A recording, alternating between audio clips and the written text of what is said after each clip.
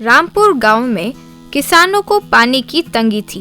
खेत में डालने के लिए पानी ना होने के कारण बहुत परेशानी होती थी। सारे किसान चौपाल के पास इकट्ठा होकर समस्या का हल कैसे निकाले उसके बारे में सोच रहे थे। हम सब जाकर इरिगेशन ऑफिसर से मिलेंगे, अपनी समस्याओं के बारे में बताएंगे। पानी ना होने के कारण खेत में फसल नहीं उग रहा है। डैम का गेट खोलकर हम तक पानी पहुंचाने का तरीका निकालने के लिए कहेंगे। फिर सब जाकर इरिगेशन ऑफिसर से मिले। श्रीमान, कृपया करके आप हमारे खेत तक पानी पहुंचाइए। पानी ना होने के कारण खेत सूख रहा है।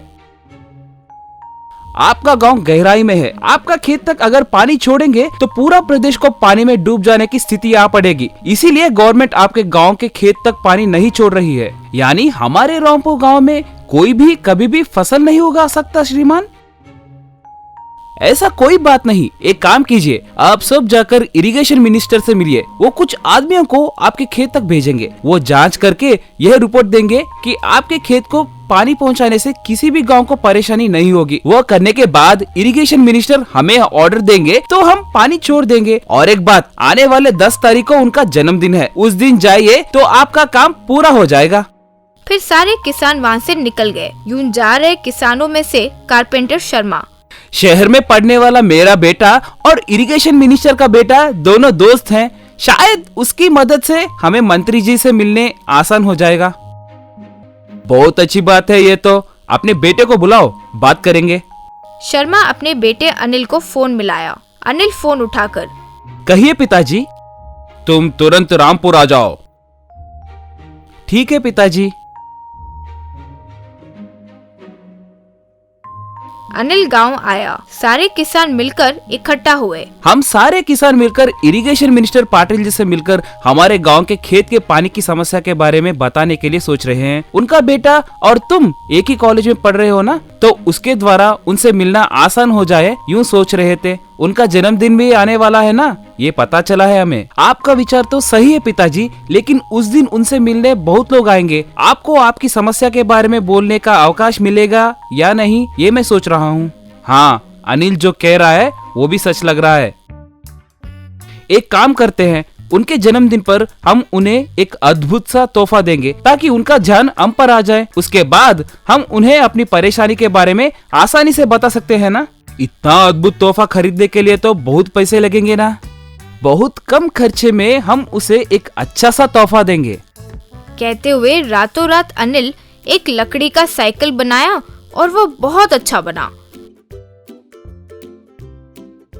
सारे किसान उसकी प्रशंसा किए। चाहे जो भी कुछ भी तोहफा दे, उन सबसे अच्छा हमारा ही तोहफा है।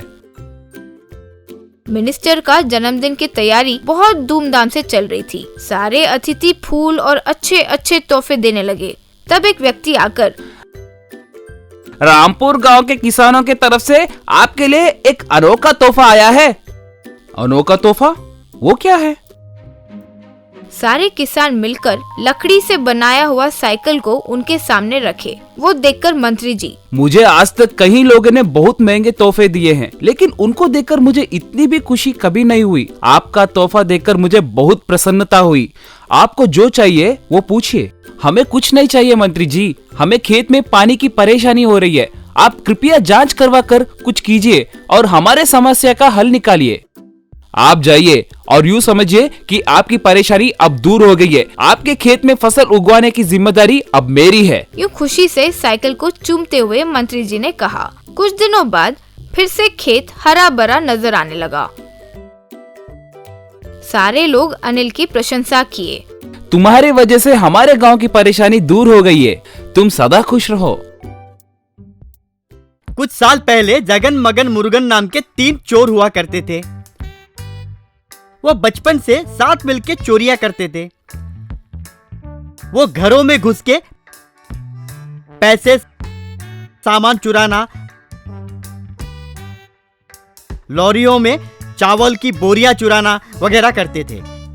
एक दिन मुरुगन उनसे, बचपन से हम चोरियां करते ही रहे, लेकिन जिंदगी में अब तक हम सेटल नहीं हो पाए। हम तीनों को अभी शादी की उम्र भी हो चुकी है। अब ऐसी छोटी छोटी चोरियां करते रहेंगे तो हमें जिंदगी भर कुंवारा ही रहना होगा। इसलिए एक साथ कोई बड़ा हाथ मार के उन पैसों से राजनीति में जाकर सेटल हो जाएंगे। क्या बोल रहे हो? तुम्हारा दिमाग ऐसा वैसा नहीं है, तुरंत वो काम करते हैं। वैसे आजकल मेरे बाल बहुत झड़ रहे हैं। वो तीनों वैसे कहाँ पे चोरी करना है सोच में पड़े थे। एक दिन मगन भागते हुए उनके पास आया।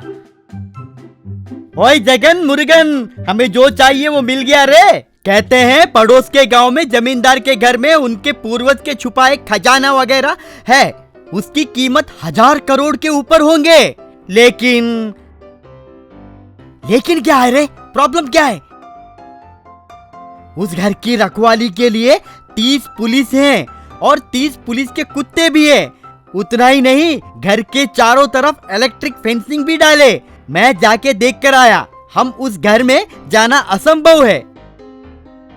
हिम्मत धरे तो कुछ भी नामुमकिन नहीं है रे। मैं एक जादू टोना करने वाले को जानता हूँ, वो अब रिटायर होके तमिलनाडु के जंगल में आराम कर रहे हैं। हम जाके उनसे मिलेंगे। अरे चोरी के लिए जादू टोना करने वाले के पास जाके क्या होगा? वही तो तुम में और मुझ में फर्क। उस जमींदार के घर में हम ये साइज में तो नहीं जा सकते ना। अगर हम चूहे के साइज में निकल गए तो आराम से घुस सकते हैं। चलो उस महानुभाव से मिलके हम तुरंत छोटे बन जाएंगे। वो दोनों खुशी से झूम उठे। वैसे वो तीनों जंगल में उस जादू टोना करने वाले के पास जाकर उनको जो चाहिए बताए।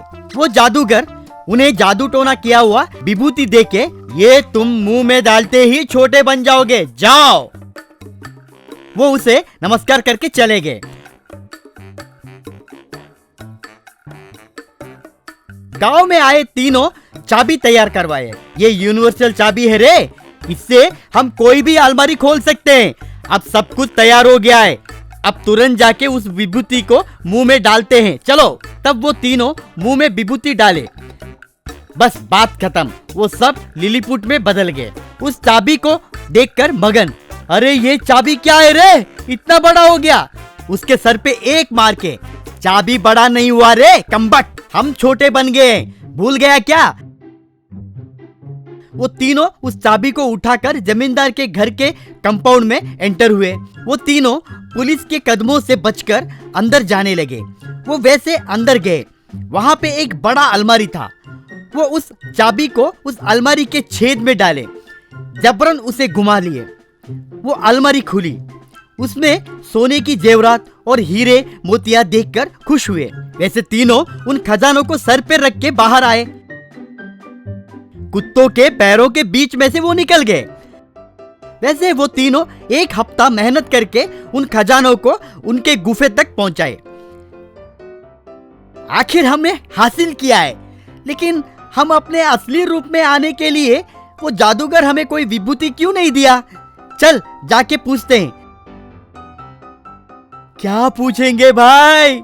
मुझे अब भी याद आया, वो जादूगर को किसी भी चीज को तोड़ना ही आता है पर जोड़ना नहीं आता है। इसलिए उन्हें जादूगर के संगठन के सदस्य सभी उन्हें बहिष्कार करके जंगल में भेज दिए। अब हम मेहनत करके वहां पे गए भी तो कुछ हासिल नहीं होगा। तो जगन मुरुगन चौंक गए। क्या रे, मौत की खबर आराम से सुनाएगा? हम अब इस खजाने का क्या करेंगे रे? अब हम जिस साइज में हैं, इस खजाने को कैसे बेचेंगे? लिलीपुट की दुल्हन कहां से ढूंढेंगे रे? कहकर रोने लगा। उतने में एक पुलिस डॉग उस गुफे में आया। उन्हें देखकर कहकर चिल्लाने लगा। तीनों वहां से भाग गए।